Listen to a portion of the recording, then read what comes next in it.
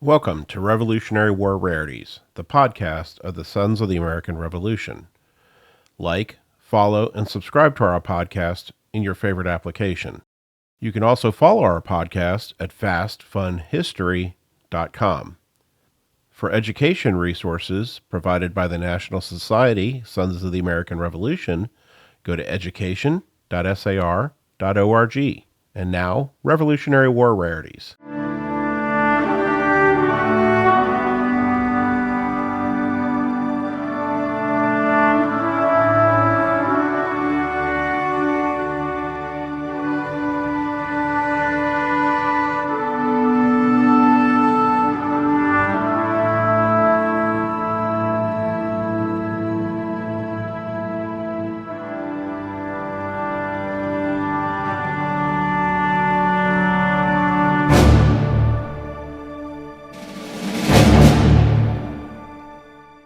Amicus the Hated, Season 2 of Revolutionary War Rarities. Hi, my name is Jim Griffith. And my name is Jim Maples. And Jim Maples, we're in a special place today recording. We are at Constitution Hall Park in downtown Huntsville, Alabama. Yes. And Constitution Hall Park is the location where the state of Alabama was founded.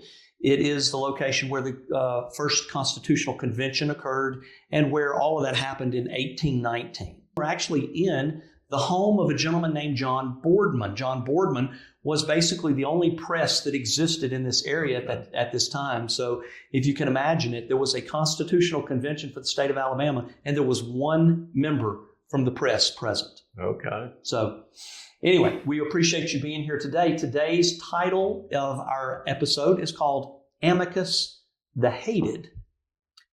Okay. This should be intriguing, at least to some people. It should. So, would you believe, Jim Maples, that one of our founding fathers died a hated man?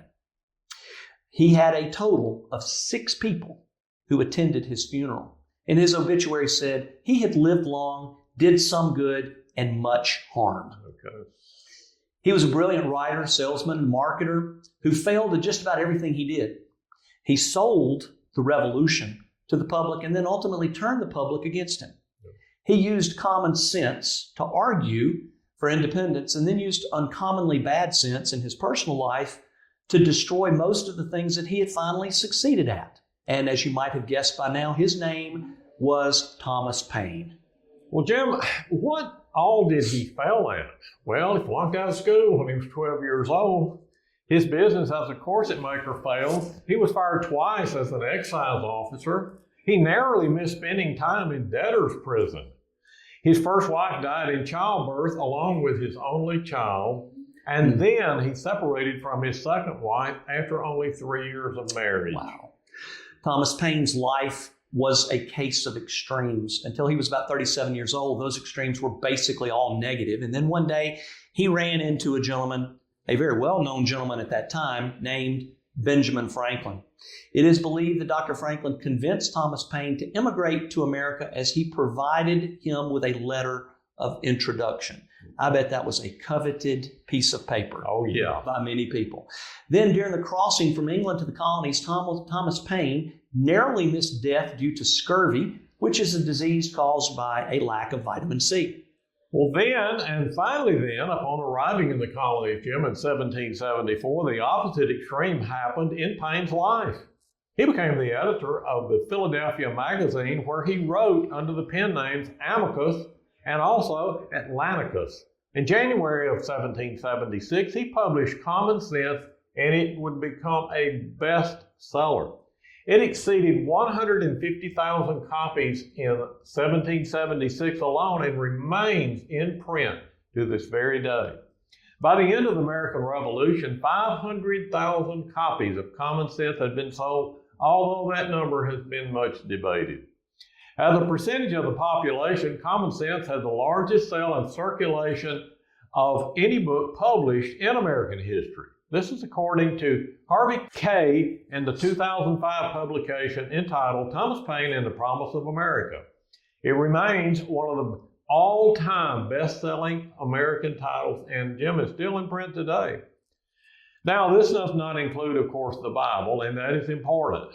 Thomas Paine did not make a single cent on any sale of Common Sense. Not 1 cent. And this created other issues for him. Well, common sense was credited with selling the colonists on revolution. As a matter of fact, many people believe that the revolution may well not have happened if it had not been for Thomas Paine's writing of Common Sense. And then came Thomas Paine's second pamphlet entitled The American Crisis. And this is where the saying, "These are the times that try men's souls," comes from. And this pamphlet is heavily credited with saving the American Revolution, as it is believed that this pamphlet heavily influenced the actions on Christmas Day, actually the day after Christmas, when George Washington's troops crossed the Delaware River and attacked the Hessians. So they crossed on Christmas night and attacked on the day after Christmas, when they attacked the Hessians in Trenton on December the 26th. So furthermore, it is believed that this pamphlet influenced many, many soldiers to remain even after their enlistment was up. Okay. And finally, he wrote another pamphlet called The Rights of Man. Well, Jim, now we're up to 1791, and the run of successes for Thomas Paine are about done. By 1792, he was convicted in England for seditious libel. By December of 1793, he was arrested in France, where he had previously been elected to the French National Convention. Then in 1793, Thomas Paine began writing The Age of Reason, and this was yet another very controversial writing that questioned the Bible's legitimacy, promoted deism, and highlighted what he saw as the corruption of the Christian church. You can imagine that this writing was not well received in the United States due to the heavy Christian influence that existed throughout the nation at that time. And after angering many Americans with The Age of Reason, Thomas Paine was not done. He wasn't even close to being done. Well, Jim, by this point, Thomas Paine had made many, many enemies, but there were many more about to be made. Now Thomas Paine's target was George Washington. Paine had expected George Washington to rescue him from prison, and that didn't happen. So Paine turned his pen against George Washington and called him incompetent, vain, ungrateful, and treacherous. When he received no response from Washington to his letter, he decided to get it published. And now everyone knew his opinions of Washington, and very few people agreed with him.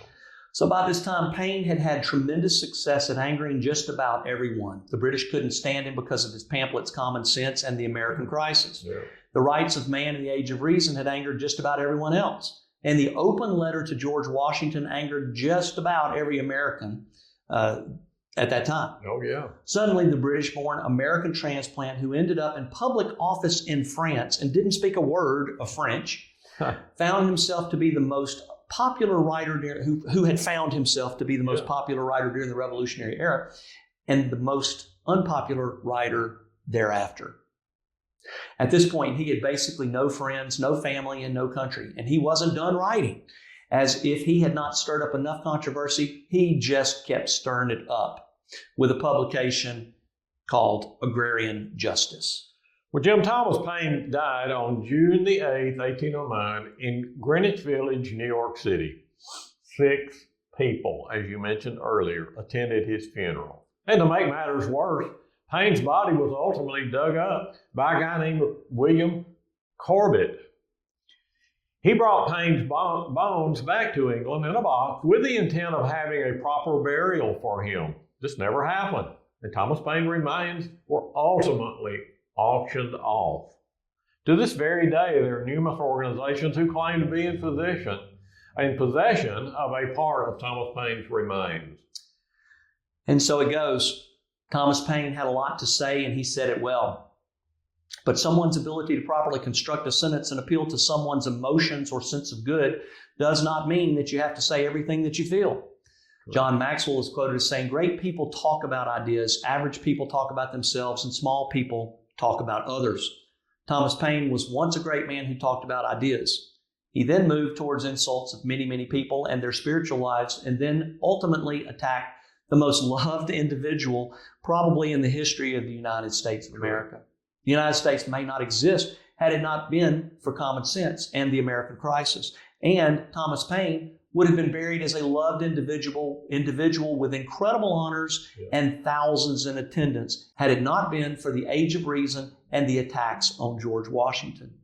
Thomas Paine was an incredibly intelligent, well-spoken, and very complex individual, and we can only encourage our listeners to learn more about Thomas Paine, a founding father, Amicus, the hated. And that, my friends, is a Revolutionary War rarity. My name is Jim Griffith. And my name is Joe Maples, and we thank you for joining us today, and please be sure to join us for the next episode of Revolutionary War Rarities. This has been a production of the National Society Sons of the American Revolution, www.sar.org.